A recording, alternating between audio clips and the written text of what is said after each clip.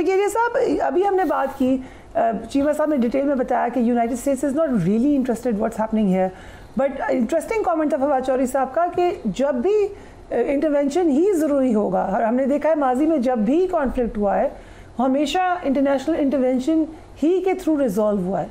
इस दफ़ा आपको क्या नज़र आ रहा है?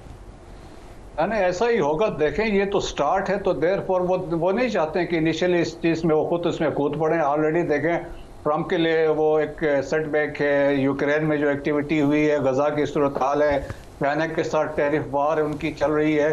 तो लेकिन पाकिस्तान की डिप्लोमेसी में हम सक्सेस दे सकते हैं। देखें, चाइना ने सपोर्ट किया, रशिया ने सपोर्ट किया और यूनाइटेड स्टेट्स ने they did not favour India. तो उस पॉइंट ऑफ व्यू से देखें तो एक सक्सेस है। यूनाइटेड नेशन सिक्योरिटी काउंसिल के स्टेटमेंट हमारे फेवर में थी, तो उस वाली चीज़ें हैं। लेकिन दुनिया रियलाइज करती है साउथ एशिया में जो ममालिक हैं कि दे आर न्यूक्लियरली आर्म्ड है, तो इधर कुछ भी हो सकता है, कॉन्सिक्वेंसेस कैटास्ट्रोफिक हो सकते हैं। सो देयरफॉर हमारी रिक्वायरमेंट या जो गवर्नमेंट ऑफ पाकिस्तान की बनती है कि the core issue in the region in South Asia between Pakistan and India is the issue of Jammu and Kashmir. So therefore there are 18 resolution है United Nations Security Council की।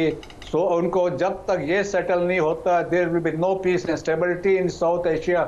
International community को realise करना चाहिए। East Taimur को तो फौरन फटाफट उन्होंने कर दिया, इस साउथ सूडान को उन्होंने फौरन सेटल कर दिया, बट जब कश्मीर की बात आई है तो वहाँ पे रेजोल्यूशंस पे लेके हम बैठे हुए हैं।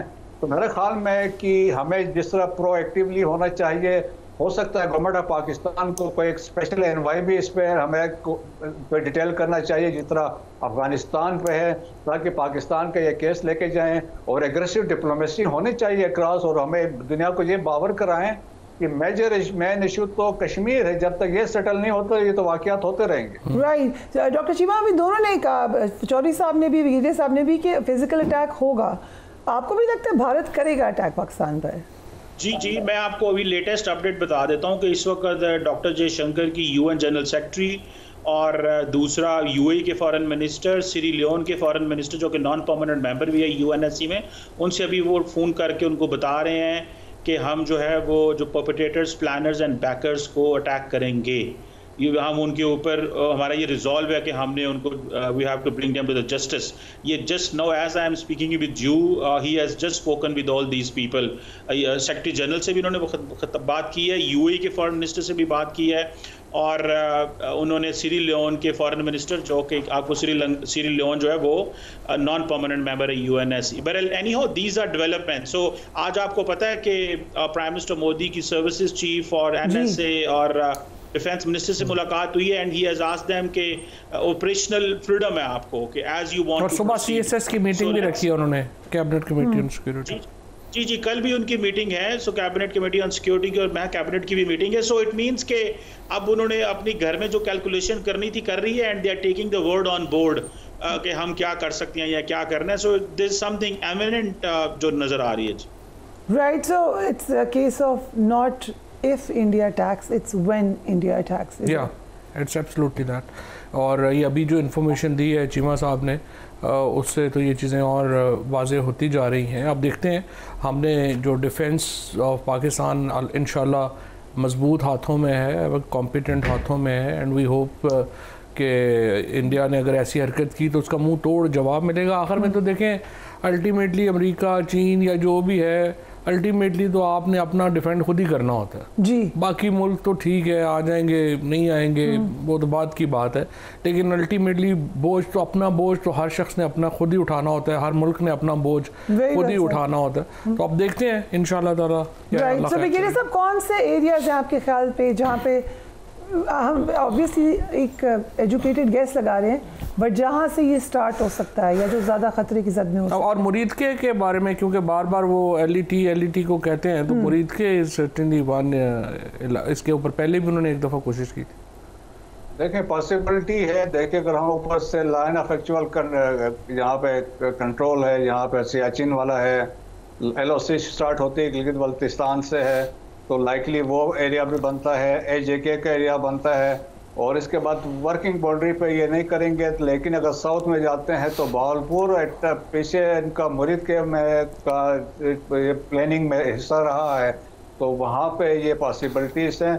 लेकिन पाकिस्तान ने भी अपने सिलेक्शन टारगेट्स की हुई है, जैसा कुछ होगा उसी तरह का जवाब जाएगा। और जिस तरह मैंने पहले कहा है कि अगर 2 मिसाइल फायर होते हैं, यहाँ से 8 मिसाइल फायर होंगे और 8 सिलेक्टेड। अच्छा ब्रिगेडियर साहब, मिसाइल शील्ड के बारे में हम कहाँ खड़े हैं? जैसे इजराइल के ऊपर जब मिसाइल हमला होता है तो वो आगे मिसाइल शील्ड, उसको तो खैर अमेरिका ने बहुत एडवांस दी हुई है, but do we have some kind of defence mechanism also? देखिए, हमारा एयर डिफेंस सिस्टम तो डिफरेंट स्टेजेस पे अवेलेबल है। हमारे एयरफोर्स का भी है और फिर दूसरा आर्मी एयर डिफेंस का भी अपनी रिस्पॉन्सिबिलिटी है। सही, वो इसी तरह का आयरन डोम वाला कंसेप्ट तो हमारा नहीं है, लेकिन still we have the concept, वो हम कर सकते हैं। लेकिन हमारे पास कैपेबिलिटी है, हम डिटेक्ट कर सकते हैं और हम इसको अकॉर्डिंगली रिस्पॉन्स दे सकते हैं। और पिछली दफ़ा तो ये हुआ था 2019 में ब्रिगेडियर साहब कि चाइना ने जो अपना सैटेलाइट था, जो डिफेंस सैटेलाइट्स हैं, उनकी जो फीड है वो हमें जो है वो ओपन कर दी थी, तो काफ़ी हमें उससे भी मदद मिल रही थी।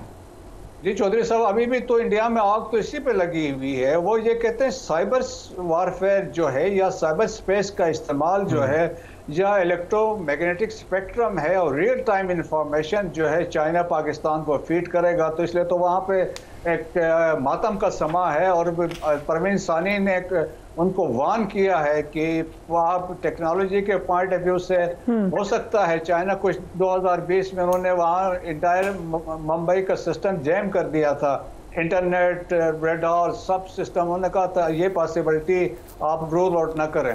Right, so last question to you Cheema साहब, चाइना का रोल कैसे देखते हैं आप इसमें?